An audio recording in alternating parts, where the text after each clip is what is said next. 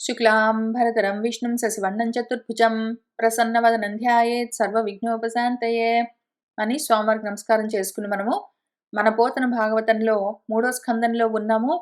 పోయిన వారము ధ్యాన ప్రక్రియ మొదలు పెట్టుకున్నాము. అయితే ఇవాళ మళ్ళీ ధ్యానంలోకి వెళ్లే కన్నా ముందు ఒక విషయం చెప్తాను.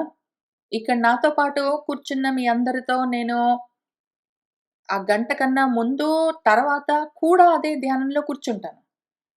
కానీ దాన్ని రికార్డింగ్ చేసినప్పుడు, ఎడిట్ చేసి అప్‌లోడ్ చేస్తున్నప్పుడు ఒకటో, రెండో నిమిషాలు, గంట కన్నా తక్కువగా కూడా ఉండొచ్చు. మళ్ళీ మీరెప్పుడైనా యూట్యూబ్‌లో రికార్డింగ్ వింటూ ఒకవేళ ధ్యానం చేసుకుందాం అనుకుంటే, ఆ సమయంలో 1, 2 మినిట్స్ తక్కువైతే, అయ్యో! అయిపోయిందే అని మాత్రం అనుకోవడానికి వీల్లేదు. నా మాట మీకు ఓన్లీ ఆలంబన. మీరు ఇనీషియల్‌గా నా మాటని ఆలంబనగా తీసుకొని ధ్యానం చేస్తూ ఉండాలి. ఆ తర్వాత మీ మనసే మీకు ఆలంబన అవ్వాలి. కాబట్టి మళ్ళీ మనం ఇవాళ గూడా ఒక గంట సేపు కదలకుండా కూర్చుని ధ్యానం చేసుకుందాము. మొన్నెంత వరకొచ్చాం మనము?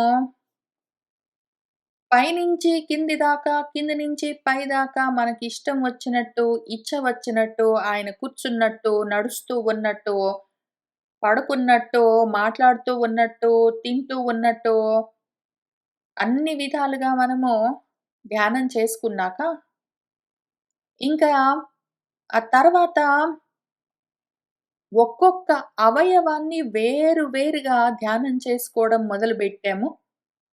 ముందు ఆయన పాదాలు ధ్యానం చేశాము. ఆ తర్వాత ఆయన మోకాళ్ళు ధ్యానం చేసుకున్నాము. ఇంకా ఇప్పుడు అక్కడి నుంచి ముందుకు ఒక్కొక్క అవయవాన్ని తదేక నిష్ఠతో మనసులో చూసుకుంటూ వెళ్దాము.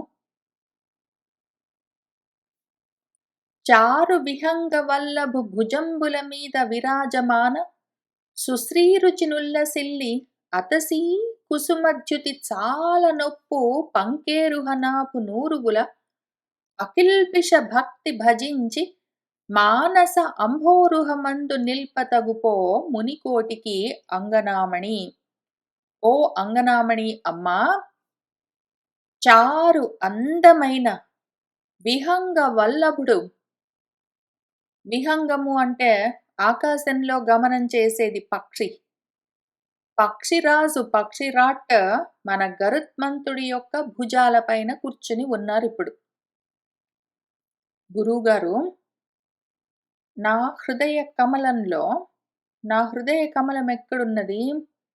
నా హృదయమన్న ఆకాశంలో పైనంతా ప్రకాశంతో నిండి ఉండగా, కింద అంతా నా జ్ఞానమన్న నీటి ఊట ఊరుతూ ఉండగా, అందులోని పద్మంలో నేను కూర్చుని ఉన్నాను. అంతవరకు అక్కడే ఉన్నారు. అంతవరకు అక్కడే ఉన్నారు. అంతవరకు లక్ష్మీదేవి ఒళ్ళో ఆయన కాళ్ళు పెట్టుకుని నెమ్మదిగా ఒత్తుతూ ఉన్నది. ఇప్పుడు చూసేసరికి ఆయన ఆకాశంలో ఉన్నారు. నేను తల పైకెత్తి చూస్తూ ఉన్నాను. అక్కడ పక్షిరాజు గరుత్మంతుడు, సుపర్ణుడు ఎగురుతూ ఉన్నాడు. ఆయన భుజాల పైన ఉన్నారు. ఆయన భుజాల పైన ఈయన కూర్చుని ఉంటే, ఆ విధంగా విరాజమానుడై తేజరిల్లుతూ ఉంటే, సుశ్రీ గొప్ప రోచులతో, రుచులతో ఉల్లసిల్లి ప్రకాశిస్తూ ఉన్న అతసీ కుసుమంలాగా, ఒక నీలపు వర్ణంతో ఉన్న పువ్వులాగా, సుతిమెత్తగా, సుకుమారంగా ఉన్న జ్యోతులతో చాలా అందంగా ఒప్పుతూ ఉన్న పంకేరుహనాభుడు పద్మనాభుడి యొక్క ఊరువులు, ఆయన తొడలు. అవెట్లా ఉన్నాయి అంటే, గరుత్మంతుడు ఎక్కడో ఆకాశంలో ఉంటే, అసలు మరి చాలా పైన నాకు కనిపించకుండా గాదు. నా హృదయాకాశంలోనే అక్కడే ఉన్నది పద్మము. నేనక్కడే కూర్చున్నాను. ఆ పద్మం పక్కనే ఆయన ఎగురుతూ ఉన్నారు కొంత దూరంలో. కొద్ది దూరంలో ఎగురుతూ ఉన్న ఆ పక్షిరాజు పైన ఈయన కూర్చుని ఉన్నారు గదా! ఆయన తొడలు కనిపిస్తున్నాయి. ఎందుకంటే, నా ఊపిర్లు పీలుస్తూ వదులుతూ ఉంటే, నా మనసు దాకా వెళ్తూ ఉన్నాయి. నా గుండెల దాకా గాలి వెళ్తూ ఉంటే, నేను పీల్చుకుని వదులుతూ ఉన్న గాలి, ఆ రెపరెపలాడుతున్న గాలికి ఆయన కట్టుకున్న పంచ అటూ ఇటూ కదులుతూ ఉన్నది. ఆ పంచ అటూ ఇటూ కదులుతూ ఉండేసరికి ఆయనేమో అటూ ఇటూ కాళ్ళు వేసుకొని కూర్చున్నారు. ఆ పక్షి పైన. 2 భుజాల పైన. ఇంకా ఆయన తొడలు కనిపిస్తూ ఉన్నాయి నాకు. గాలికి పక్కకు తొలగి ఆయన పచ్చటి పీతాంబరము తొలగిపోయేసరికి నాకు కనిపిస్తూ ఉన్నాయి. ఎట్లా ఉన్నారు ఆయన? అతసీ కుసుమంలాగా ఉన్నారు. అసలు ఎంత అందంగా ఉన్నది అంటే, దాన్ని నేను తొడలు కనిపిస్తున్నాయి అనగానే రకరకాల ఆలోచనలొచ్చాయంటే, కొంచెం సరి చేసుకోవచ్చు కదా! దానికేమైనా పిన్నులు పెట్టుకోవచ్చు గదా! అని ఇవన్నీ ఆలోచనలు కలిగాయి అంటే మాత్రము, నాది కిల్బిషమైన భక్తి అవుతుంది. అటువంటిదెందుకవుతుంది? ఆయన వస్త్రాలు ధరించొచ్చు, మానుకోవచ్చు, ఆభరణాలు ధరించొచ్చు, మానుకోవచ్చు. ఆయన ఏ రూపంలోనైనా ఉండొచ్చు. అసలు ఏ రూపం లేకుండా గూడా ఉండొచ్చు. ఆయన ఎట్లా ఉన్నా సరే నాకు అకిల్బిషమైన భక్తే ఉన్నది. ఏమాత్రము పక్కకు జరగదింక నా ఆలోచన. ఆయన గురించిన ఆలోచన అసలు ఇంక ఏ ప్రాపంచికమైన విషయాలతో కూడి ఉండదు గాబట్టి, అటువంటి నిష్కల్మషమైన భక్తితో భజిస్తూ ఉన్నాను. ఎక్కడ నా మనసన్న అంబోరుహం మధ్యలోనే. అక్కడే ఉన్నాను నేను. నా మనసు మధ్యలో బయట ప్రపంచంలో లేను. నేను బయట ప్రపంచంలో ఉండి, నా ఎదురుగా బయట ప్రపంచంలోని వస్తువులతో తయారు చేసిన మూర్తులను పెట్టుకుని ఇవని గాదు. నా మనస్సులోనే ఈ రూపాన్ని నేనే ధ్యానం జేసుకుంటున్నాను. అక్కడే నిలుపుకున్నాను. ఆ విధంగా నిల్పవలసి ఉన్నది పో ఎవరికి? మునికోటికి. మౌనంగా ఉన్న మనసులోనే ఇది అకల్మషమైన, అకిల్బిషమైన భక్తితో ధ్యానించవలసిన విషయము. ఆ విధంగా చేస్తూ ఉండు అని చెప్తూ ఉన్నారు. ఆ తర్వాత పరిలంబిత మృదు పీతాంబర కాంచీగుణ నినాద భరితంబగున పురుషోత్తముని నితంబము తరుణి భజింపవలయు తద్దయు ప్రీతిన్ ఓ తరుణి పరిలంబిత ఆయన కట్టుకున్న పట్టు పంచ ఆయన నడుము చుట్టూ ఉన్నది. మృదువైన పీతాంబరమది. మృదువుగా ఉన్న పట్టు వస్త్రము. దాంతో పాటు దాని పైన ఆ మృదువైన పీతాంబరాన్ని ధరించారు. దానిపైన కాంచీ గుణము మొలనూలు కట్టుకున్నారు. బంగారంతో చేసిన మొలనూలు కట్టుకున్నారు. దానికి చిరుమువ్వలున్నాయి. అవి నినాదం చేస్తూ ఉన్నాయి. చిన్నగా చిరుసవ్వడి చేస్తూ ఉన్నాయి. ఆ విధంగా ఉన్న ఆ పురుషోత్తముడి యొక్క నితంబము పిరుదులను తద్దయు ప్రీతితో భజింపవలెను. దాన్నే ధ్యానిస్తూ ఉండాలి. ఆయన నిలబడ్డారో, నడుస్తూ ఉన్నారో, కూర్చున్నారో, ఏదో ఒక విధంగా ఆయన నా మనసులో తిరుగాడుతూ ఉంటే, నాకేం కనిపిస్తున్నదిప్పుడు? చాలా ఎత్తుగా ఉన్నారు. చాలా అందంగా ఉన్నారు. పొడుగైన కాళ్ళున్నాయి. అవన్నీ ఉన్నాయి. అయితే ముఖ్యంగా నడుము కనిపిస్తున్నది. అది ఇట్లా కొంచెం వంపు తిరిగి ఉన్నది. అందమైన పచ్చటి పట్టు వస్త్రాన్ని చిన్న చిన్న కుచ్చుళ్ళు పోసుకొని ఆయన కట్టుకున్నారు అందంగా. దాని పైన ఒక మొలనూలు బంగారపు మొలనూలు కూడా ధరించారు. దానికి చిరుగంటలన్నీ ఉన్నాయి. ఆయన కదులుతూ ఉంటే ఆ శబ్దం నా చెవులకిప్పుడు వినిపిస్తూ ఉన్నది. నా మనసన్న కంటికి ఆయన నడుము కనిపించడమే గాదు, నడుముకి కట్టుకున్న ఆ సన్నటి వడ్డాణంకున్న చిరుగంటల సవ్వడి నా చెవులకిప్పుడు వినిపిస్తూ ఉన్నది. దాన్ని అంత ప్రీతితో అదే పనిగా ధ్యానం చెయ్యాలి. మనసు అటు ఇటు పోకుండా దాన్నక్కడే ఉంచాలి. ఆ తర్వాత విను భువనాధారత్వంబు అనతగి విధి జనన హేతుభూతంబగు అవ్వనజాతము చే కడుమించిన హరినాభి సరస్సు చింతింపతగున్. ఇంక విను తర్వాత ఇప్పుడేం చేద్దామంటే నాభి సరస్సు చూద్దాము. నాభి ఆయన బొడ్డు ఎట్లా ఉన్నది అని ఆలోచిద్దాము. అది మామూలు బొడ్డు గాదు. మామూలు నాభి కాదది. ఈ భువనాలన్నింటికీ ఆధారమై ఉన్నదది. భువనాలన్నిటికీ ఆధారమైన విధి అంటే బ్రహ్మదేవుడికి జన్మస్థానమైన ఆ వనజాతము పద్మము ఎక్కడ్నించొచ్చిందో దానికి ఆధారమైన నాభి అది. ఒక కమలమున్నది. ఆ కమలము విశ్వకమలము. మొత్తము భువనాలకది ఆధారము. ఆ విశ్వకమలంలోనే విశ్వగర్భుడు గూడా జన్మించాడు.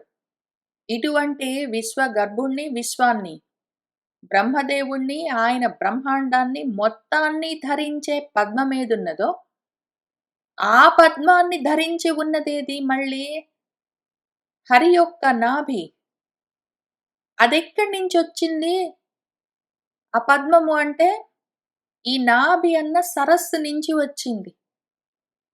దాన్ని చింతిస్తూ, ధ్యానిస్తూ ఉండాలి. అదే పనిగా కడుమించిన ఇంక ఎంత గొప్పగానో అందంతో ఒకవైపు, ఆదరణతో ఒకవైపు మించి ఉన్న హరి యొక్క నాభి సరస్సును, ఆ నాభి సరస్సు నుంచి వచ్చిన విశ్వకమలాన్ని, దాంట్లో నివసిస్తున్న అనంత విశ్వాన్ని, విశ్వగర్భుడితో పాటు, పద్మగర్భుడితో పాటు మొత్తాన్ని మనసులో ధ్యానం చేసుకోవాలి.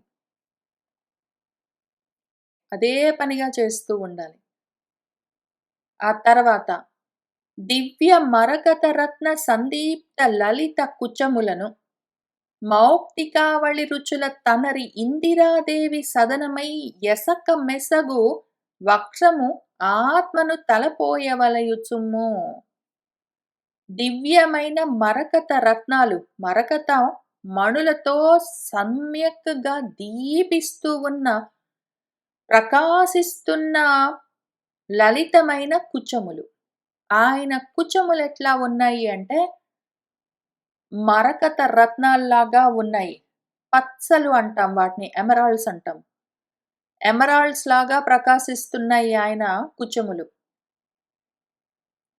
ఆయన మెడలో వేసుకున్న మౌక్తికావళులు, ముత్యాల హారాల యొక్క ప్రకాశం కూడా అదే వక్షస్థలంలో ఉన్నది. అంతేకాకుండా ఇందిరాదేవికి సదనమై ఉన్నది. లక్ష్మీదేవికి నివాసమై ఉన్నది కూడా అదే వక్షస్థలము. వీటన్నింటితో ఎసక మెసగు అంటే, ఎసకం అంటే అత్యధికంగా, మెసగు అంటే ప్రకాశిస్తూ ఉన్న వక్షమది. ఆ వక్షస్థలం ఎట్లా ఉన్నది అంటే విశాలంగా ఉన్నది. అతసీ కుసుమన్ జ్యోతులతో ఉన్నది. మెడలో నుంచి ధరించిన ముత్యాల మాలల యొక్క ప్రకాశము ఆయన వక్షస్థలం పైన, అద్దంలాగా ఉన్న ఆయన వక్షస్థలం పైన పడి ప్రకాశిస్తూ ఉన్నవి. ఆ ముత్యాల హారాలకు అటూ ఇటూ పచ్చలలాగా ప్రకాశిస్తూ ఉన్న కుచములు ఉన్నవి. అక్కడే లక్ష్మీదేవి నివాసమున్నది.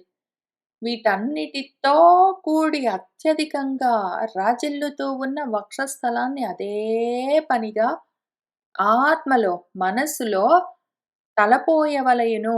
ధ్యానం చేస్తూ ఉండాలి చుమ్ము. చూడు మరి, ఆ ధ్యానం మానుకోకు. అదే పనిగా ధ్యానం చేస్తుండు. ఎప్పుడెప్పుడు ఇవన్నీ మారుతూ ఉండాలి. ఒక్కొక్క అవయవం నుంచి ఇంకొక అవయవానికి ఎప్పుడు వెళ్తూ ఉండాలి. ఈ విషయం మళ్ళీ మనం ఒకసారి గుర్తు చేసుకుందాము. ముందు సర్వాంగాన్ని ధ్యానం చేసిన తర్వాత మనసు నిలబడుతూ ఉండగా, ఇంకా అప్పుడు ఒక్కొక్క అవయవాన్ని వేరు వేరుగా మనం ధ్యానం చేస్తున్న సమయంలో, ముందు పాదాల దగ్గర మొదలుబెట్టాక, పాదం దగ్గర పూర్తిగా మనసు లగ్నం అవ్వాలి. ఇంక అక్కడి నుంచి మనసు కదలనే కదలట్లేదు అన్నప్పుడు, అటువంటి స్థితిలోనే ఇంకంత దూరం వచ్చిన తర్వాతనే మనము తర్వాత ఇంకొక అవయవానికి వెళ్లి మళ్ళీ దాన్ని గురించి ధ్యానం చేస్తూ ఉండాలి. ఒకటి చేయడం మళ్ళీ దాన్ని అక్కడ వదిలిపెట్టడం, ఇంకో దానికి వెళ్ళడం, ఇంకోటి వదిలిపెట్టడం, ఇంకో దానికి వెళ్ళడం అట్లా రకరకాలుగా చేయడానికి వీల్లేదు. ఇక్కడ నేను ఎవరెవరికి ఎంతెంత సేపు ఆ ధ్యానము ఏ ఏ అవయవం పైన కుదురుతుందో తెలిసి, అంతసేపు దాని గురించి వర్ణించి చెప్పడం అన్నది జరిగే పని గాదు గాబట్టి, అట్లానే మన పోతన గారికైనా సరే, వ్యాసుల వారికైనా సరే, అంత సుదీర్ఘంగా ధ్యానానికి సరిపోయేంత సమయము, అందులో పైగా ఎవరి ధ్యానము ఎంతసేపు పడుతుందో అక్కడ నిలబడ్డానికి వాళ్ళ మనసు తెలియదు. అంత రాయలేరు కాబట్టి, ఒక్కొక్క పద్యంలో, ఒక్కొక్క శ్లోకంలో రాస్తే, మనమే మళ్ళీ జనరల్‌గా ఇక్కడ ఇన్ఫర్మేషన్ చూసుకొని, ఇంక అక్కడి నుంచి యథేచ్ఛగా మన బుద్ధి పుట్టినంత వరకు, ఆ పుట్టిన బుద్ధి నిలబడి ఉన్నంత వరకు, అదే అవయవం పైన రకరకాలుగా ఎన్ని విధాలుగానైనా ధ్యానం చేసుకోవచ్చు. నడుస్తూ, కూర్చుంటూ, పడుకుంటూ, లేస్తూ, మాట్లాడుతూ, తింటూ, చదువు చెప్తూ, చెప్తున్నది వింటూ, ఏది చేస్తున్నా సరే, ఎన్నో విధాలుగా దాన్ని మనసులో అదే పనిగా భావన చేస్తూ, మోకాళ్ళ గురించి ఒకటి చెప్పారిక్కడ. లక్ష్మీదేవి ఆమె ఒళ్ళో పెట్టుకుని నెమ్మదిగా ఒత్తుతూ ఉన్నది అని జెప్పారు. అక్కడికి మాత్రమే ఆపవలసిన పని లేదు. మన వ్యాసుల వారు ఆలంబనగా ఒక్క ఉదాహరణ చెప్పారు. దాన్నే పోతన గారు ఇక్కడ రాసిచ్చారు. అంతవరకు చూసుకొని ఇంక తర్వాత మనము ఎంత దూరమైనా వెళ్లి ధ్యానం చేసుకోవచ్చు. ముఖ్యమేమి అంటే మన మనసు అక్కడ పూర్తిగా శాంతము, లగ్నం అవ్వాలి. అయిన తర్వాతనే మళ్ళీ తర్వాత అదిగో నడుము దగ్గర. నడుము ఎన్ని రకాలుగైనా ఆలోచించుకోవచ్చు. ఆయన నడుము గురించి ఎంత దూరమైనా వెళ్లి ఆలోచించుకోవచ్చు. ఎన్ని విధాలుగా అయినా భావించుకోవచ్చు. ఆయన ఎంత వయ్యారంగా ఉన్నారు. ఆయన ఎంత గంభీరంగా ఉన్నారు. ఆయన వస్తూ ఉంటే ఎట్లా ఉన్నది, ఆయన వెళ్తూ ఉంటే ఎట్లా ఉన్నది, కూర్చుంటే ఎట్లా ఉన్నది, పడుకుంటే ఎట్లా ఉన్నది అని ప్రతిదీ ఆలోచించుకోవాలి. రకరకాలుగా ఆలోచించుకోవాలి. పూర్తిగా మనసు ఆ నడుము దగ్గర లగ్నమయిన తర్వాత మళ్ళీ ఇంకొక అవయవం ఇంకొకసారి మళ్ళీ కూర్చుని, మళ్ళీ ఒక అవయవాన్ని అదే పనిగా ఎంత సేపైనా సరే మనసు శాంతము అక్కడ తగులుకుని ఉండేంత వరకు అదే పనిలో ఉండాలి. అదే ధ్యానము ఆజ్య ధారలాగా అదే పనిగా అది సాగుతూ ఉండాలి. ఆగడానికి వీల్లేదు. ఇంకా తర్వాత మళ్ళీ ఇంకొక అవయవాన్ని మళ్ళీ చూసుకొని మళ్ళీ ధ్యానం మొదలుపెట్టాలి. అంతేగాని గబగబా, గబగబా, గబగబా వెళ్ళడానికి వీల్లేదు. ఇప్పుడు ఆ విధంగా వక్షస్థలాన్ని ఎంత సేపైనా భావన చేయొచ్చు. ఇక్కడేం చెప్పారు, ఆయన వక్షస్థలం ఎట్లా ఉన్నది అంటే, 2 పచ్చలు అటు ఇటు ఉన్నట్టు రత్నాల్లాగా మెరుస్తూ ఉన్నట్టున్నాయి కుచములు. లక్ష్మీదేవి అదే వక్షస్థలంలో కాపురముంటుంది. ఆయన మెడలో ముత్యాల హారాలు, అందులో నుంచి వస్తున్న తెల్లటి ప్రకాశము ఆయన వక్షస్థలం పైన పడి ప్రతిఫలిస్తూ ఉన్నది అని ఇంతవరకు వాళ్ళు చెప్పారు. ఇంకా తర్వాత ఆయన ముత్యాల హారాలు ఎట్లా ఉన్నాయి అంటే, మెడ దగ్గర నుంచి ఆయన నాభి కమలం వరకు ఉంది. అది చాలా పొడుగ్గా ఉన్నది. అక్కడ ఒక చిన్న లాకెట్ లాంటిది కూడా ఉన్నది. అందులో అందమైన రత్నాలవన్నీ ఉన్నాయి. ఇప్పుడు అసలు అవసరం గూడా లేదు. ఎందుకంటే ఆ నాభి రత్నమే ఈ రత్నాలను మించి ఉన్నది. పైగా ఊరికే ముత్యాలే గాదు, ఆయన మెడలో నుంచి పువ్వుల మాలలు, వనమాలలు కూడా వేలాడుతూ ఉన్నాయి. తులసి దళాలతో కూడిన మాల గూడా వేలాడుతూ ఉన్నది. ఈ పూలమాలలో నుంచి వస్తున్న పరిమళానికో తెలియదు. ఆయన నుంచి వస్తున్న పరిమళానికో తెలియదు. ఆ బ్రహ్మవాసన కోసమో కూడా తెలియదు. తుమ్మెదలన్నీ జంకారం చేస్తూ అక్కడ ఆయన వక్షస్థలం చుట్టే మూగి నాదాలన్నీ చేస్తూ ఉన్నాయి. అసలు ఆ తుమ్మెదలు నిజంగా తుమ్మెదలా? లేకపోతే ఆ బ్రహ్మవాసనను పట్టుకుని వచ్చిన బ్రహ్మవేత్తల యొక్క కీర్తనలా? తెలియకుండా ఉన్నదే. నేనిక్కడ ఆ హృత్కమలంలో కూర్చుని ఆయన నా హృదయ కమలంలోనే తిరుగుతూ ఉంటే, పారాడుతూ ఉంటే చూస్తూ ఉన్నానా? లేదా ఆయన వక్షస్థలంలో పూలమాలల చుట్టూ జంకారం చేస్తూ తిరుగుతున్న తుమ్మెదల్లో నేను గూడా ఉన్నానా? అని ఇవన్నీ ఎంత దూరమైనా వెళ్లి భావన చేసుకోవచ్చు. అదే పనిగా భావన చేస్తూ ఉండాలి. మనసు అక్కడే నిలబడాలి. ఇంక ఇవతలికి రావాలంటే దానికి ఇష్టం ఉండొద్దింకా. చాలా అనిష్టంగా, అయిష్టంగా, అత్యవసరమైతే ఇంక అందులో నుంచి రావాల్సి వస్తే అది మళ్ళీ వెంటనే పోయి అక్కడే కూర్చునేంత వరకు ఆ సాధన చేసి, ఆ తర్వాత ఇంక అక్కడి నుంచి తర్వాత అవయవం దగ్గరికి వెళ్ళొచ్చు. ఇప్పుడు మీరు మన వ్యాసుల వారు అక్కడి నుంచి, పోతన గారు అక్కడి నుంచి కొంతవరకు నేను చూపిస్తూ ఉన్న ఈ మూర్తిని పుచ్చుకుని, ఆ తర్వాత ఇంక మీరు ఎట్లా ధ్యానం జేసుకుంటారన్నది మిమ్మల్ని బట్టి ఉంటుంది. ఈ విధంగానే చేయాలి, ఇట్లానే చేయాలి, ఇక్కడే చేయాలని ఇంతవరకే చేయాలని ఏముండదక్కడ. ఎవరి ధ్యానము వారి సంపద.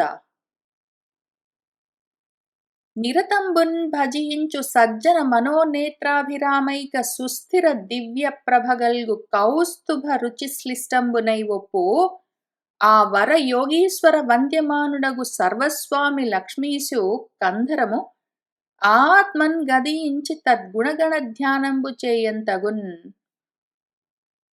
నిరతము ఎల్లప్పుడూ అదే పనిగా భజిస్తూ ఉన్న సజ్జనులు, సత్మార్గంలో ఉన్న జనులెవరున్నారో వాళ్ళ యొక్క మనస్సులన్న నేత్రాలకు, మనోనేత్రాలకు అభిరామమై ఉన్నది ఒక్క సుస్థిరమైన వస్తువు.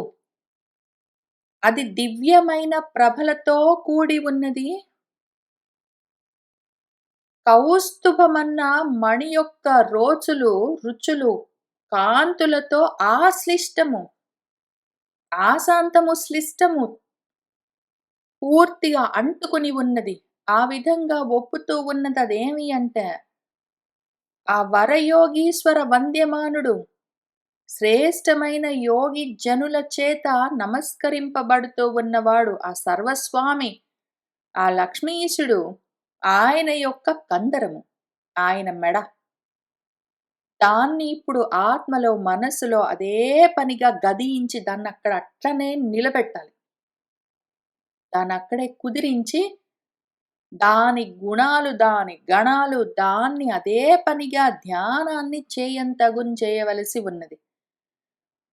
ఆయన వక్షస్థలాన్ని చూసి అంతకన్నా ముందు నడుము చూశాను. నడుము చూసి చాలా సేపు భావన చేసి, మనసక్కడ నిలబడ్డ తర్వాత, ఆయన నాభి ప్రదేశాన్ని భావన చేసి ఎంత కాలమో, ఎంతసేపు చేశానో అసలు లెక్కే లేదు. నిమిషాలు చేశానో, గంటలు చేశానో, రోజులే చేశానో, కాలమాగిపోయింది నా ధ్యానంలో. ఆ తర్వాత ఆయన వక్షస్థలం చేశాను. నాకిష్టమొచ్చినంత దూరం భావన చేసుకున్నాను. ఇప్పుడు ఆయన మెడలో ముత్యాల హారాలు, ఆయన మెడలో వనమాలలు, పూలమాలలు అవన్నీ అనుకున్నాక కొంచెం తలెత్తి చూస్తే ఆ మెడ కనిపించింది. ఆ మెడలో ఇవన్నీ ఉన్నాయి. ఆ మెడలో నుంచి మెడపై నుంచి ఇవన్నీ వేలాడుతూ ఉన్నాయి. ముత్యాల హారాలు ఆయన నాభి ప్రదేశం వరకు, ఆయన కటి భాగం వరకు, ఆయన మెడలో వేసుకున్న పూలమాలలు ఆయన పాదాల వరకు వేలాడుతూ ఉన్నాయి. అయితే వీటన్నిటితో పాటు కూడిన మెడ చూస్తూ ఉన్నానిప్పుడు. అదెట్లా ఉన్నది? దాని ప్రభలెట్లా ఉన్నాయి? కౌస్తుభ మణి ఆయన గొంతు దగ్గర కంటెలాగా ఉన్నది. బంగారపు కంటెలో మధ్యలో ఈ కౌస్తుభమన్న మణితో కూడిన ఒక విషయమున్నది. అందులో నుంచి వస్తూ ఉన్న ప్రకాశాన్ని చూస్తూ ఉన్నాను. కాంతులను చూస్తూ ఉన్నాను. అందరూ నమస్కారాలు చేస్తూ ఉన్న ఆ కందరమేమున్నదో దాన్ని ఇంతకు ముందు నేను ఆలోచించుకున్నప్పుడు నన్నాయన ఆలింగనం చేసుకున్నారు. నన్ను ఆయన ఆలింగనం చేసుకున్నప్పుడు ఆయన మెడకి దగ్గరగా నా ముఖం ఆనించాను. అది గుర్తొస్తున్నది. ఆయన మెడ దగ్గర దూరం నుంచి చూస్తే పూలమాలలు అవన్నీ ఉన్నాయి. వాసన గూడా వస్తున్నది చక్కగా పూల పరిమళము.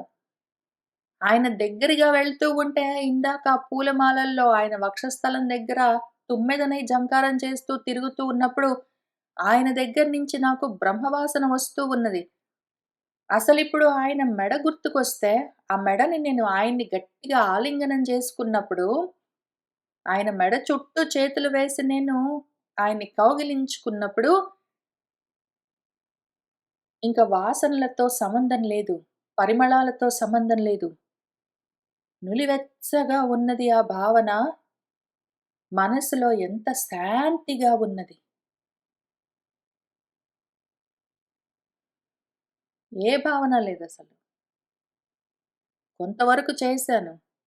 కొంతవరకు ఆయన కందరము ఆయన మెడలో ఉన్న పూలమాలలు, ముత్యాల పేర్లు, ఆయన మెడలో ఉన్న కంటె, అందులో ఉన్న కౌస్తుభము ఇవన్నీ జేశాను. ఇంకిప్పుడు చెయ్యాలనుకుంటే ఇంకా కూర్చుని ఆయన ఉంగరాల జుట్టు కొసలన్నీ వంపు తిరిగి ఆయన భుజాల చుట్టూ ఉంటే ఆయన్ని నేను దగ్గరగా హత్తుకున్నప్పుడు అవన్నీ నాకు తాకుతూ ఉన్నాయి. అవన్నీ చూస్తే ఇప్పుడసలసలు ఆలోచన లేదు. అసలే ఆలోచన లేదు. ఆయన నేను కౌగిలించుకుని ఆయన మెడ వంపులో ముఖం పెట్టి నిలబడ్డప్పుడు వెచ్చగా ఉన్నది. మనసంతా శాంతిగా ఉన్నది.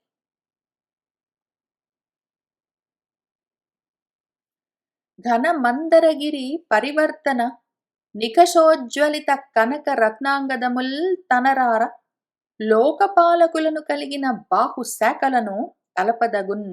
నేనాయన్ని కౌగిలించుకుంటే ఆయన కూడా నన్ను 2 చేతులతో హత్తుకున్నారు.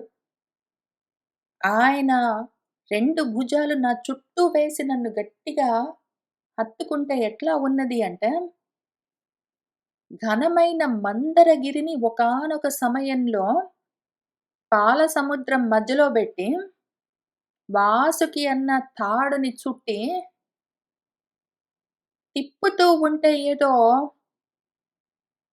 కవ్వాన్ని తిప్పినట్టు, ఆ పరివర్తన సమయంలో దాన్ని తిప్పుతూ ఉంటే తిరగలిలాగా, ఏదో కవ్వంలాగా, నికషము ఒరుసుకుంటూ ఉన్న రాపిడికి ఏం జరిగిందంటే ఆయన కనకము బంగారంతో చేసిన, రత్నములతో చేసిన అంగదాలను వేసుకున్నారు గదా! ఆయన భుజాలకు. ఆ భుజాలకు వేసుకున్న అంగదాలు, చేతులకున్న కంకణాలు వాటన్నిటితో సహా ఆయన ఉంగరాలు వాటన్నిటితో సహా దాన్ని తిప్పుతున్నారు. అట్లా ఆ కవ్వంలాగా మందరగిరిని తిప్పుతూ ఉంటే, ఆ రాపిడికేం జరిగింది, ఆయన చేతులకున్న బంగారపు రత్నాలు పొదిగిన అంగదాలు సానబెట్టినట్టు ఇంకా మెరుపులతో అవి ప్రకాశిస్తూ ఉన్నాయి. అట్లా ఉంది. ఆయన యాక్చువల్‌గా మన వాళ్ళేం జేస్తారంటే, ఏదైనా సానబెట్టాలి అంటే, ఏదైనా ఒక రాతికి పెట్టి రుద్దుతారు.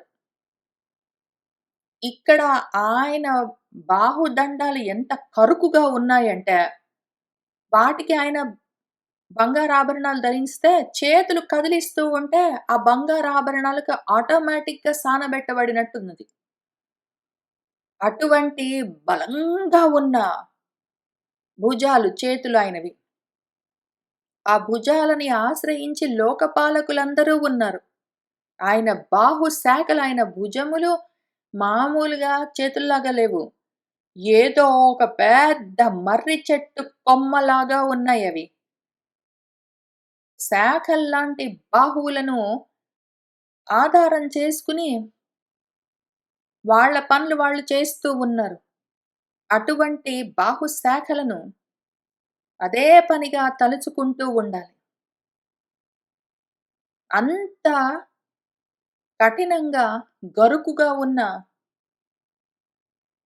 బలంగా ఉన్న ఆయన బాహువులు నన్ను హత్తుకున్నప్పుడు ఎంత మృదువుగా ఉన్నాయో, ఎంత స్నేహపూరితంగా ఉన్నాయో, ఎంత వాత్సల్యంతో ఉన్నాయో. అదే పనిగా బాహువులను భావన చేస్తూ ఉండాలి ఆగకుండా. మరియు విమత జనా అసహ్యంబులైన సహస్ర అరంబులు కలుగు సుదర్శనము. ఆయన చేతులలో సుదర్శన చక్రమున్నది. ఆ సుదర్శన చక్రానికి సహస్ర అనంతమైన అరలున్నాయి. దానికి అంచులు షార్ప్‌గా ఇంక ఎన్నున్నాయో. విమత జనులెవరైనా ఉంటే, విపరీతమైన బుద్ధులున్న జనులెవరైనా ఉన్నారో, వాళ్ళు సహించలేరు, దీన్ని తట్టుకోలేరు. సుదర్శన చక్రాన్ని, దాని అరలను. ఎవరైతే సుమతులుంటారో, సత్మతులుంటారో, ఎవరైతే భగవంతుడు చెప్పిన మతాన్ని అనుసరించి తమ మతాలను నడిపిస్తూ ఉంటారో, అటువంటి వాళ్లకు అది పరమ సేవ్యమై ఉంటుంది. భగవంతుడి మతానికి విరుద్ధంగా ఆత్మనొదిలిపెట్టి అనాత్మను పట్టుకున్న జనులెవరున్నారో, వాళ్ళు తట్టుకోలేకుండా సహ్యము అంటే సహించడము.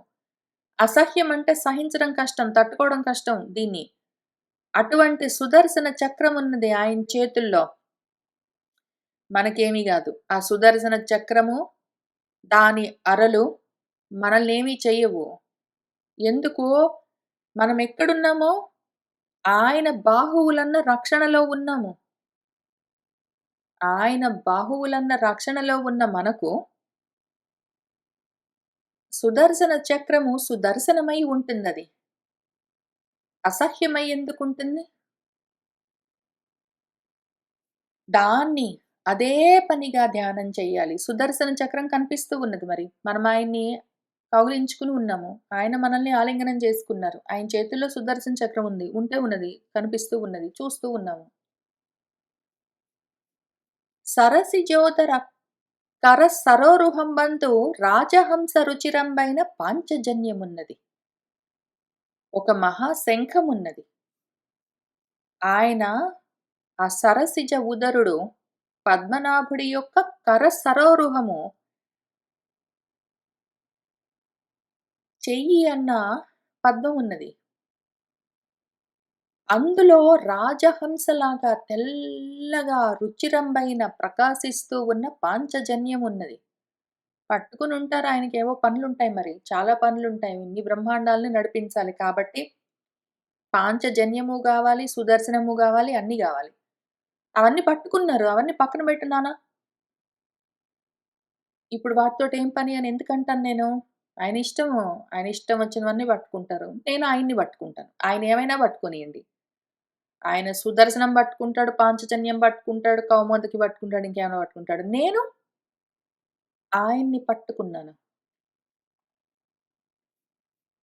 అరాతిభట శోణిత కర్దమ లిప్తాంగంబై భగవత్ ప్రీతికారిణియగు కౌమోదకి అరాతిభటులు శత్రు సైన్యం యొక్క శోణితము రక్తము అన్న పంకము బురదతో లిప్తము పూయబడి ఉన్న భగవంతుడికి ప్రీతికారిణి అయిన కౌమోదకి అన్న గద ఉన్నది. ఆయన చేతిలో గద గూడా ఉన్నది. నాకు అరాతి భటమున్నది. నాకు శత్రు సైన్యం అంతా ఇంతా గాదు. కామము, క్రోధము, లోభితనము, మొండితనము, మూర్ఖత్వము, నిద్ర, అలసత్వము ఇంకా రకరకాలు ఉండేవి. ప్రపంచంలోకి వెళ్తే మళ్ళీ తగులుకుంటాయి దానికి. ఆ శరీరాలకి ఆ లక్షణాలుంటాయి. ఉంటే ఉన్నాయి.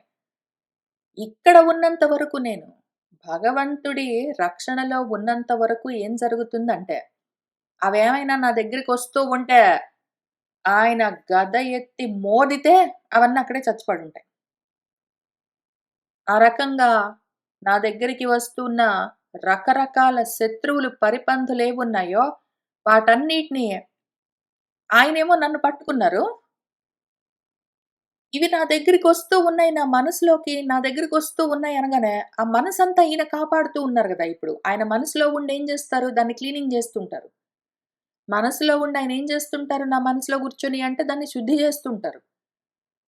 అందులోకి ఎప్పుడైనా సరే ఏ కోరికో, కోపమో, లోభితనమో, మూర్ఖత్వమో, మొండితనమో ఏదైనా వచ్చిందంటే, నన్ను ఒక చెయ్యితోటి ఇట్లా ఆలింగనం చేసుకొని, ఇంకో చెయ్యితోటి ఆ కౌమోదకిని లేపి, గదను లేపి ఒక్కటి మోదారంటే, అదక్కడ చచ్చి పడుంటుంది. దానికి ఉన్న శోణితము రక్తమంతా ఎన్ని సార్లు అట్లా జేశారో, ఎన్ని సార్లు అట్లా జేశారో, దాంతో ఆ గదకి ఇంకిది బురద బురదలాగా నా శత్రు సైన్యం యొక్క రక్తమంతా అంటుకొనున్నది.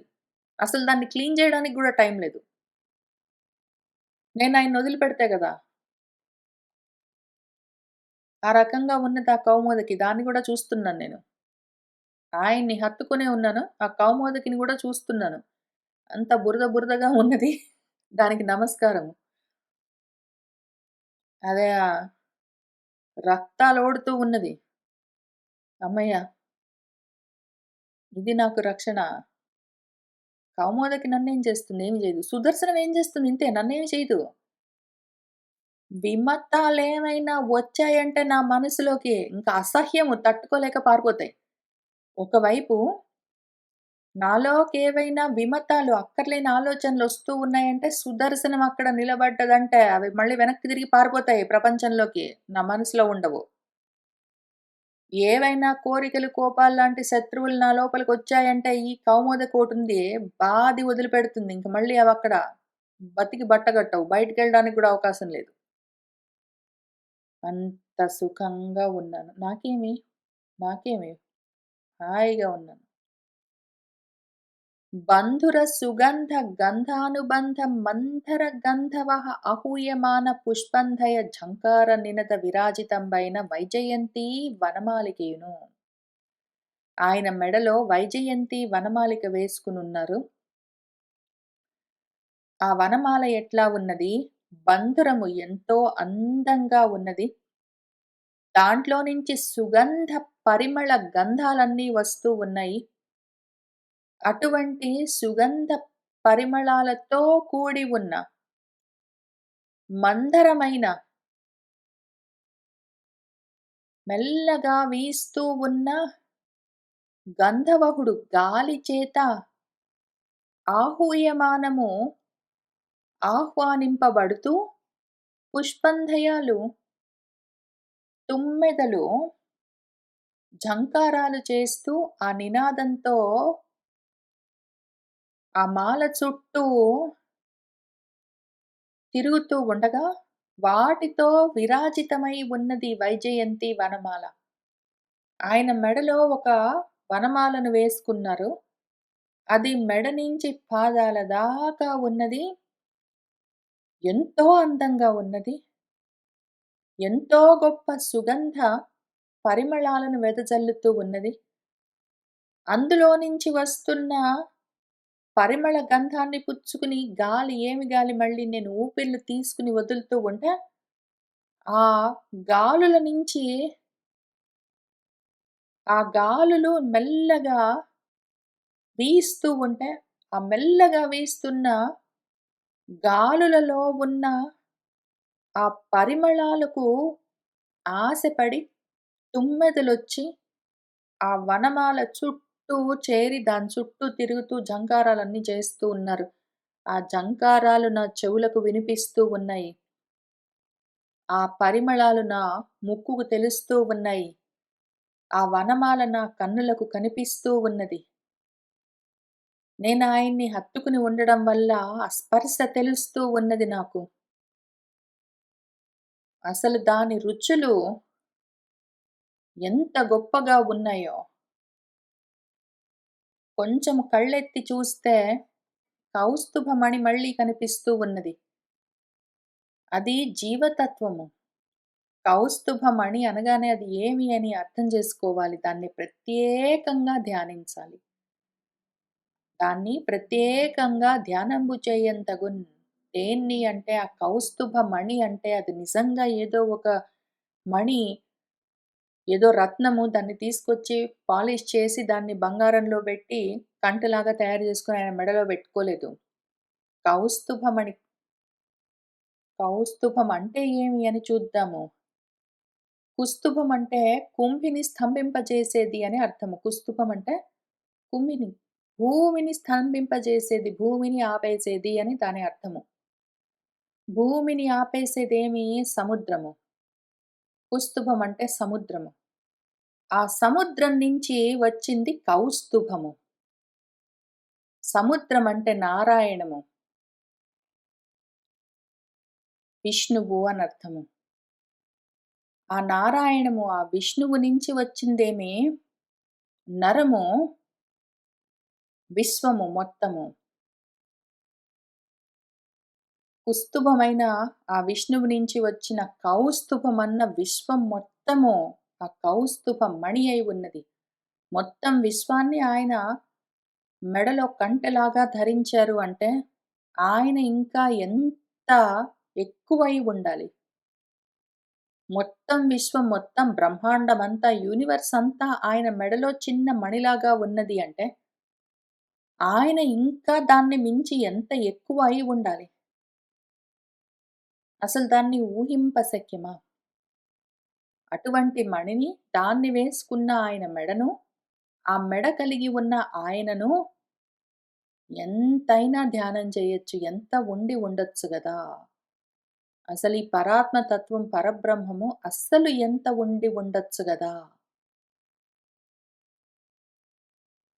దాన్ని ప్రత్యేకంగా ధ్యానం చేయాలి.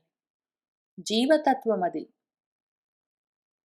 ఆ తర్వాత వెండియు భక్త సంరక్షణార్థం భంగీకరించు దివ్య మంగళ విగ్రహంబునకు అనురూపంబును మకరకుండల మణి నిచయ మండిత ముకురోపమాన నిర్మల గండ మండలంబును. వెండియు ఇంకిప్పుడు భక్తులను సంరక్షించాలన్న ప్రయోజనము తప్ప ఇంకేమీ లేదు. అందుకోసమే అంగీకరించిన, కావాలని పుచ్చుకున్న దివ్యమైన మంగళ విగ్రహమది. సాకార రూపము.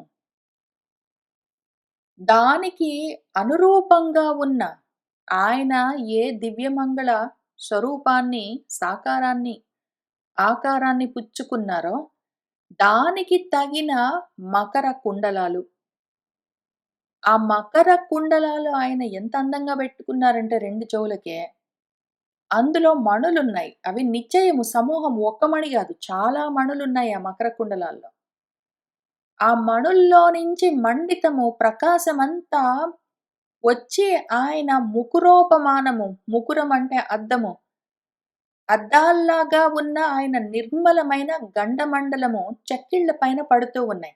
ఆయన చెవులకు పెట్టుకున్న ఈ మకర కుండలాల్లోని రత్నాలలోని ప్రకాశాలు ఆయన బుగ్గల పైన పడి మెరుస్తూ ఉన్నాయి. అద్దాల్లాగా ఉన్నాయి ఆయన బుగ్గలు. అటువంటి ఆయన చెక్కిళ్ళను, ఆ అద్దాల చెక్కిళ్ళ పైన పడి మెరుస్తున్న ప్రకాశాలను, ఆ కాంతులెక్కడి నుంచి వస్తున్నాయో ఆ మకర కుండలాలను, ఆ మకర కుండలాన్ని ఆయన ఎక్కడ ధరించారో ఆ చెవులను, ఆ శ్రీకారాల్లాంటి చెవులెక్కడ ఉన్నాయో ఆయన తలను, వీటన్నిటిని అదే పనిగా ధ్యానం చేయాలి. ఎంత దగ్గరగా చూస్తున్నానంటే నేనిప్పుడు ఈ సమయంలో, మళ్ళీ రేపెళ్ళి ధ్యానం చేస్తే మళ్ళది ఇంకెక్కడి నుంచి కనిపిస్తుందో, ఎంత దూరంలో చూస్తానో, ఏ భంగిమలో చూస్తానో, ఏ విధంగా చూస్తానో. ఇప్పుడు ఈ సమయంలో ఆయన్ని హత్తుకుని నిలబడి ఉన్నాను నేను. వదిలిపెట్టట్లేదు మరి. అంత గాఢాలింగనము చేసి నిలబడి ఉన్నాను. కొంచెము తల ఇట్లా తిప్పగానే ఆయన చెవి కనిపిస్తూ ఉన్నది కొంచెం నా కంటి చివర్ల నుంచి. ఆయన చెవులకు పెట్టుకున్న మకర కుండలాలు నా తలకు, నా పాల భాగానికి, నా కన్నులకు తాకుతూ ఉన్నాయి. వాటిని చూస్తూ ఉన్నాను. వాటిని అనుభవిస్తూ ఉన్నాను. సంతత శ్రీనివాస అసలు మకర కుండలాల్లో నుంచి, ఆ మణుల్లో నుంచి వస్తూ ఉన్న ఆ ప్రకాశము బుగ్గల పైన పడి మెరుస్తూ ఉంటే నాకివన్నీ కనిపిస్తున్నాయి గానీ, వీటన్నిటికన్నా ముఖ్యంగా అద్దాల్లాంటి చెక్కిళ్లలో ఇంకొకటి కూడా ప్రకాశిస్తూ ఉన్నది. ముఖ్యంగా వీటన్నింటిని మించి చిరునవ్వు కదులుతున్నది ఆయన బుగ్గల పైన. అది కనిపిస్తున్నది నాకు. సంతత శ్రీనివాస లోచన పంకజ కలితము. ఎప్పుడూ శ్రీనివాసమై ఉన్న లోచన పంకజములు. కన్నులన్న పద్మాలతో ఒకవైపు, లాలితమైన భ్రూలతా జుష్టము. మృదువుగా ఉన్న కనుబొమలతో కూడి ఉన్నది. మధుకర సమాన రుచి చికుర విరాజితము. మధుకరములు గండు తుమ్మెదలలాగా గుండ్రంగా, ఒత్తుగా, నల్లగా నిగనిగలాడుతూ ఉన్న ముంగురులతో ఉన్నది. ఆయన ముఖ కమలము. ఆయన ముఖం ఎట్లా ఉన్నది? నల్లటి గండు తుమ్మెదల్లాగా ఉన్న ముంగురులు పాల భాగం పైన కదులుతూ ఉంటే, వాటి కింద మన్మధుడి విల్లులాగా, ధనుస్సులాగా ఉన్న కనుబొమ్మలు కదులుతూ ఉన్నయవి. నన్ను చూసి నవ్వుతూ కళ్ళెగరేస్తూ ఉంటే, ఆ కనుబొమ్మలు నాట్యం చేస్తూ ఉన్నాయి కొంతగా. వాటి కింద పద్మాల్లాగా ఉన్నాయి. పెద్ద పెద్ద కన్నులు. వాటి మధ్యలో సన్నగా కొటేరేసినట్టున్నది సంపెంగ మొగ్గలాగా ముక్కు. వాటి కింద పగడాల్లాగా ఉన్న పెదవులు. అందంగా కొసదేరి ఉన్న మీసాలు. ఆ పెదవుల కింద గుండ్రంగా ఉన్న గడ్డము. నవ్వులతో నిండి ఉన్న ఆ బుగ్గలు. ఎంత అందంగా ఉన్నదో ఆ ముఖము. దాన్నదే పనిగా తదేకంగా ధ్యానం కావింపవలెను. మరియు శరణాగతులకు అభయప్రదంబులగుచునెగడు పాణి పంకేరుహంబుల మనంబున తలపవలయు.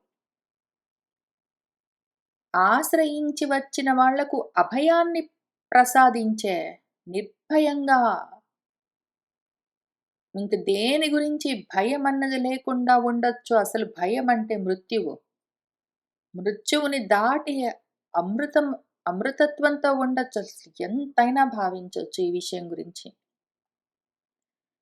అక్కడే నా హృత్కమలంలోనే ఇదే పనిగా ధ్యానం చేస్తున్న నాకు భవభయాలు, బయట ప్రపంచంలోని భయాలేవీ ఉండవు. కాబట్టి భయాన్ని దాటుతాను. అభయంతో ఉంటాను. నిర్భయంగా ఉంటాను. కాక అదే పనిగా ధ్యానం చేస్తున్న నాకు ఎంత కాలం గడిచిందో గూడా తెలీదు. కాలం ఆగిపోతుందప్పుడు. కాలం ఆగిపోయిన ఆ సమయంలో మృత్యువుండదు. కాలము నడుస్తూ ఉంటేనే, గడుస్తున్న కాలాన్ని అనుసరించి మృత్యువు కూడా వస్తూ ఉంటుంది. కాలమే ఆగిపోయి ఉన్నప్పుడు మృత్యువు కూడా పని మానేసి అక్కడ కూర్చుంటుంది. ఇంకది గూడా ఉండదు. కాబట్టి మిగిలిందేమి అమృతత్వమే. బయట ప్రపంచంలో నేను తిరుగాడుతున్నప్పుడే గదా నాకు భయాలన్నీ, మృత్యువులన్నీ.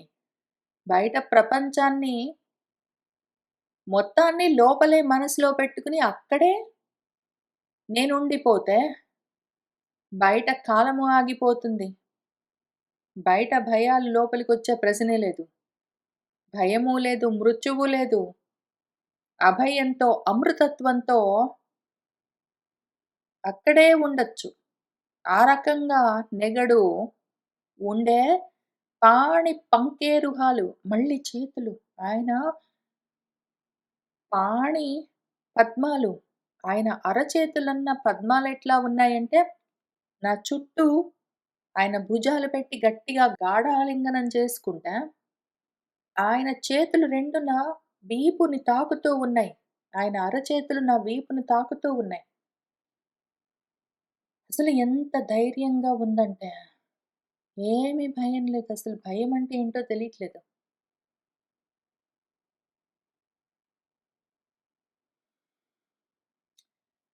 మనంబున తలపవలయు. గురుఘోర రూపకంబై పరగెడు తాపత్రయంబు ఉపశమింపగా శ్రీహరి చేత నిసృష్టములగు కరుణాలోకముల తలపగాదగు బుద్ధిన్. గురువు గొప్పగా చాలా ఎక్కువగా ఉన్న ఘోర రూపాలతో ఉన్న పరగెడు తాపత్రయాలున్నాయి. ఇంక ఎంత పెద్దగా ఉండెను ఒకానొక సమయంలో, ఇప్పుడు లేవు. ఇంతకు ముందు నాకు తాపత్రయాలు ఎంత భయంకరంగా ఉండెనో, ఎంత పెద్ద పెద్ద తాపత్రయాలన్నీ ఉండేవి, అనిపించేవి ఉన్నాయని.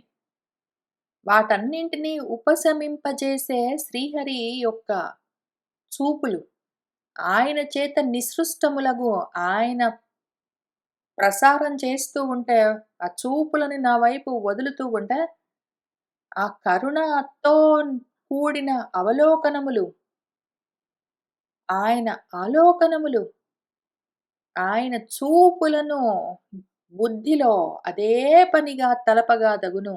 ఇక్కడింక మనసు గూడా గాదు. మనసును గూడా దాటాను. ఇంక మనసు గూడా గాదది. నా మనసు ఇంక కదలడం ఆపేసింది. బుద్ధిగా మారింది. ఆ బుద్ధిలో ఆయన చూపులను చూస్తున్నానిప్పుడు. అవయవాలను గాదు. ఆయన చూపులను చూస్తున్నాను. ఆయన నన్నే చూస్తూ ఉన్నారు. ఆయన నన్నే చూస్తూ ఉన్నారు. ఆయన కన్నుల్లో నుంచి ప్రసారమవుతున్న చూపులనే నేను బుద్ధిలో పట్టుకుని ఉన్నాను. తాపత్రయం ఎక్కడ అంటే ఏమి? తాపం అంటే ఏమి? అసలు ఒకటేమి త్రయం అని అర్థం చేసుకోవడానికి అసలేమీ లేవు. తాపము లేదు, త్రయము లేదు, భయము లేదు. అంతా శాంతి. ఘనరుచిగల మందస్మితమునకు అనుగుణమగు ప్రసాదమును చిత్తమునన్ మునుకొని ధ్యానము చేయంజను యోగి జనాళికి ఎప్పుడు సౌజన్య నిధి. సుజనులకు నిధి అయిన ఓ సాధక, ఘనమైన రుచులు ప్రకాశంతో ఉన్న మందంగా వ్యాపిస్తూ ఉన్న స్మితము నవ్వులకు అనుగుణంగా, ఆయన దయతో చిరునవ్వులతో నన్ను చూస్తూ ఉంటే నేనేమి చేస్తూ ఉన్నాను? దానికి అనుగుణమైన దాన్ని అనుసరించి ఆయన ఎంత దయతో, ప్రేమగా, వాత్సల్యంగా, మృదువుగా, నిర్మలంగా, స్వచ్ఛంగా నవ్వుతూ నా వైపు చూస్తూ ఉన్నారో, దానికి సమానంగా నా చిత్తము ఇప్పుడింక బుద్ధి గూడా గాదది. బుద్ధి నుంచి అది చిత్తంగా మారింది. ఇవి చాలా ముఖ్యము. మనం మళ్ళీ మళ్ళీ గుర్తు చేసుకోవచ్చు. అహంకారం వరకు ఉన్నదంటే అసలు వినడానికి గూడా రాము. మనసుగా ఉన్నది అంటే అది అటు ఇటు, అటు ఇటు చంచలంగా తిరుగుతూ ఉంటుంది. అది నిలబడింది అంటే బుద్ధిగా మారుతుంది. అందులో అసలు ఇంకే ఆలోచన లేదు అంటే అది చిత్తమవుతుంది. చిత్తము వాసుదేవమయము. ఇంకది పూర్తిగా ప్రసాదమవుతుంది, ప్రసన్నమవుతుంది, శాంతమవుతుంది, ఆనందమయమవుతుందది. అటువంటి చిత్తంలో ఆయన ఎంత నవ్వుతున్నారో అంత శాంతిగా ధ్యానము చేయంజనును చేయవలసి ఉన్నది ఎప్పుడూ యోగి జనావళికి. యోగి జనులు ఆయన ఎంత మందమైన చిరునవ్వులతో నా వైపు చూస్తున్నారో అంతే ప్రశాంతతతో నేను గూడా ధ్యానం చేస్తూ ఉంటాను. ఇంక చెయ్యవలసి ఉన్నది అంటే చెయ్యకేం చేస్తాం. అదే జరుగుతుంది. ఇంక వేరేది అసలేమి ఉండదింక. అక్కడికి వెళ్తే అసలు ఏ ఆలోచన ఉండదు. మనసు చిత్తంగా మారింది అంటే, అంతఃకరణము చిత్తంగా మారి ఉన్నది అంటే, ఇంకందులో ఏ అలలు లేని సముద్రంలాగా ఉన్న దానికి అనంతమైన ఆత్మతత్వమే తెలుస్తూ ఉంటుంది. దాని పేరు ప్రసాదము, ప్రసన్నము, సుఖము, శాంతి అని ఏ పేరు పెట్టినా అదే ఆనందము. దాన్ని తెలుసుకుంటూ ఉండాలి. పూని నతసిరులైనట్టి భూజనముల శోక బాష్పాంబు జలధి సంశోషకంబు అత్యుదారతమము హరిహాసము ఎప్పుడూ తలపగావలే ఆత్మలో తవిలి వినుము. పూనుకుని చెయ్యాలి. అదే పనిగా నతసిరులైన నమస్కరిస్తూ ఉన్న అటువైపుకి వంగుతూ ఉన్న ఆత్మ వైపుకి వంగుతూ ఉన్న భూజనములు భూహు అని అస్థి అని ఉన్నవాళ్ళెవరున్నారో జన్మ తీసుకుని ఉన్నవాళ్ళు. జన్మలు తీసుకుంటే శోకాలు, శోకాలున్నాయంటే బాష్పాంబు జలరాశి సంసార వారధి ఎప్పుడూ ఉంటుంది. అటువంటి శోక సాగరాన్ని ఎండగట్టేసే అతి ఉదారతమమైన హరి యొక్క హాసము. ఆయన చిరునవ్వును ఎప్పుడూ తవిలి అదే పనిగా తగులుకుని ఆత్మలో, అంతరంగంలో, ఆ చిత్తములో తలుస్తూ ఉండాలి. ధ్యానిస్తూ ఉండాలి. ఆయన నన్ను చిరునవ్వుతో చూస్తూ ఉన్నారు అన్న ఆలోచన ఒక క్షణకాలం గూడా పక్కకు చెదరరాదు. ఆయన నన్ను వాత్సల్యంతో చూస్తూ ఉన్నారు. చిరునవ్వుతో చూస్తూ ఉన్నారు. ఆయన కన్నుల నిండా పండుగలాగా నా పైన ప్రేమ ఉన్నది. ఆయన బుగ్గల నిండా ఆ చిరునవ్వు తొణికిసలాడుతూ ఉన్నది. ఆయన పెదవుల పైన నా పైన ప్రేమ కనిపిస్తూ ఉన్నది. అది నా వైపు ప్రసరిస్తూ ఉన్నది అన్న ఆలోచన ఎప్పుడూ మనసులో తగులుకుని ఉండాలి. ఆయన నన్ను ఎంతగా ప్రేమగా చూస్తూ ఉన్నారో నా మనసు అంతగా శాంతిస్తూ ఉండాలి.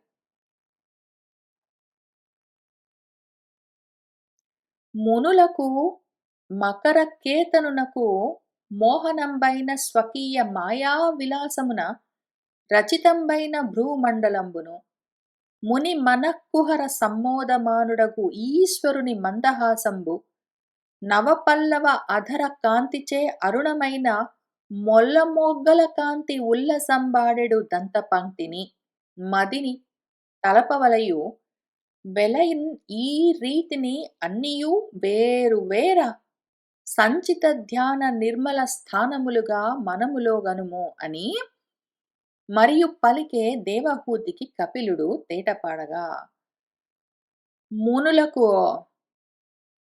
మరకత కేతనుడికి మన మన్మథుడికి కూడా మోహాన్ని కలిగించే ఆయన యొక్క మాయా విలాసంతో ఆయనే రచించుకున్న ఆ భ్రూమండలము. ఆయన కనుబొమలు చూస్తే మన్మధుడికే మోహం కలుగుతుందిట.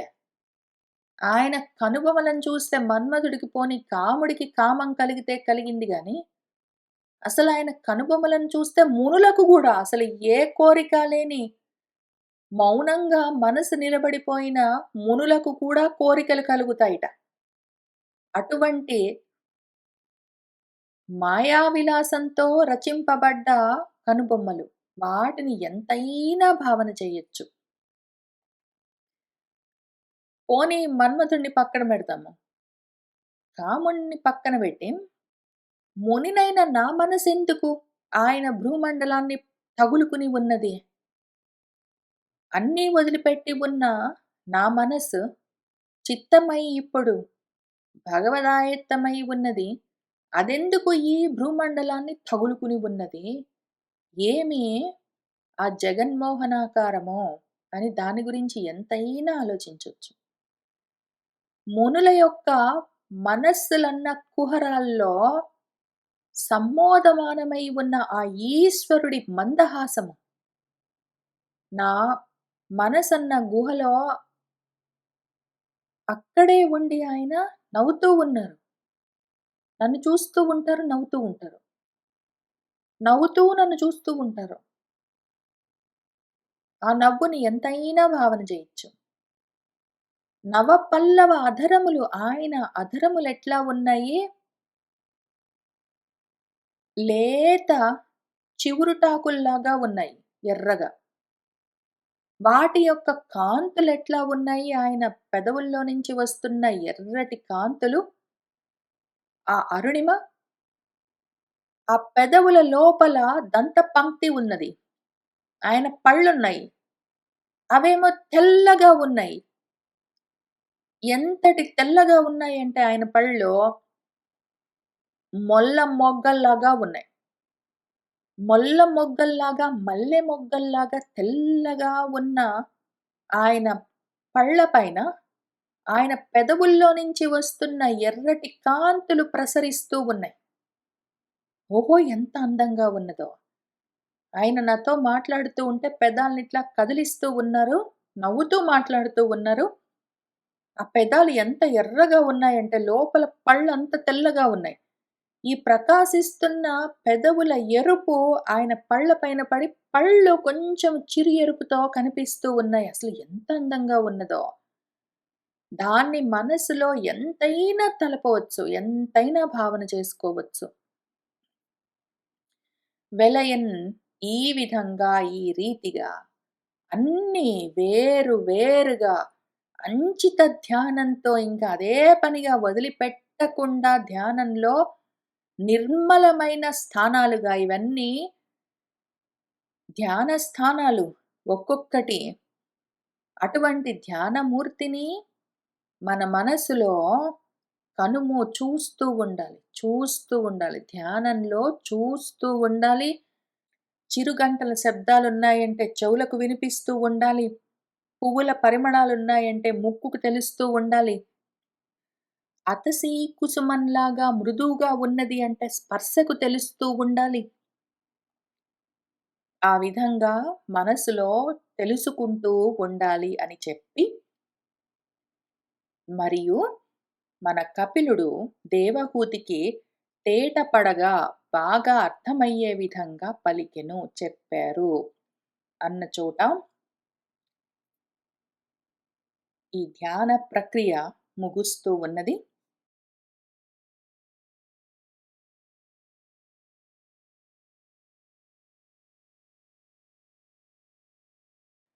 చారు విహంగ వల్లభు భుజంబుల మీద విరాజమాన సుశ్రీ రుచినుల్లసిల్లి అతసీ కుసుమద్యుతి చాల నొప్పు పంకేరుహనాభు నూరుబుల అకిల్పిష భక్తి భజించి మానసాంభోరుహ మందు నిల్పదగుపో మునికోటికిని అంగనామణి.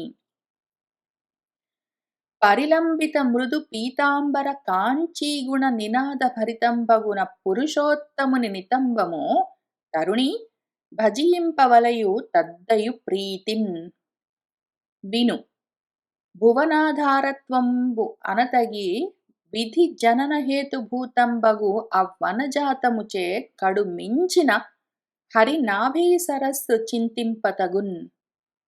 దివ్య మరకత రత్న సందీప్త లలిత కుచములను మౌక్తికావళి రుచుల తనరి ఇందిరాదేవి సదనమై యసక మెసగు వక్షమును ఆత్మను తలపోయవలయు చుమ్ము. నిరతంబున్ భజించు సజ్జన మనోనేత్రాభిరామైక సుస్థిర దివ్య ప్రభగల్గు కౌస్తుభ రుచి శ్లిష్టంబునై ఒప్పు ఆ వరయోగీశ్వర వంద్యమానుడగు సర్వస్వామి లక్ష్మీషు కంధరము ఆత్మన్ గదియించి తద్గుణగణ ధ్యానంబు చేయంతగున్. ఘన మందరగిరి పరివర్తన నికషోజ్వలిత కనక రత్నాంగదముల్ తనరార లోకపాలకులను కలిగిన బాహుశాఖలను తలపదగున్. మరియు విమత జనాసహ్యంబులైన సహస్రారంబులు కల్గు సుదర్శనంబును సరసిజోదర కర సరోరుహంబందు రాజహంస రుచిరంబైన పాంచజన్యంబును అరాతిభట శోణిత కర్దమ లిప్తాంగంబై భగవత్ ప్రీతికారిణియగు కౌమోదకీను బంధుర సుగంధ గంధానుబంధ మంధర గంధవహ ఆహూయమాన పుష్పంధయ ఝంకార నినద విరాజితంబైన వైజయంతి వనమాలికయును జీవతత్వంబైన కౌస్తుభ మణియును ప్రత్యేకంబు ధ్యానంబు చేయందగు. వెండియు భక్త సంరక్షణార్థంబంగీకరించు దివ్య మంగళ విగ్రహంబున అనురూపంబును మకర కుండల మణినిచయ మండిత ముకురోపమాన నిర్మల గండమండలంబును సంతత శ్రీనివాస లోచన పంకజ కలితంబును లాలిత భ్రూలతాజుష్టంబును మధుకర సమాన రుచి చికుర విరాజితంబును అయిన ముఖ కమలంబు ధ్యానంబు గావింపవలయు. మరియు శరణాగతుల కభయప్రదంబులగుచునెగడు పాణి పంకేరుహంబుల మనంబున తలపవలయు. గురు ఘోర రూపకంబై పరగెడు తాపత్రయంబు ఉపశమింపగ శ్రీహరిచేత నిసృష్టములగు కరుణాలోకముల తలపగాదగు బుద్ధిన్.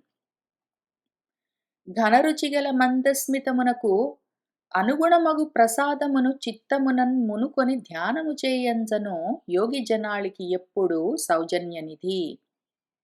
పూని నతసిరులైనట్టి భూజనముల శోకబాష్పంబు జలది సంతోషకంబు అత్యుదారతమము హరిహాసము ఎప్పుడు తలపగావలే ఆత్మలో తవిలి వినుము.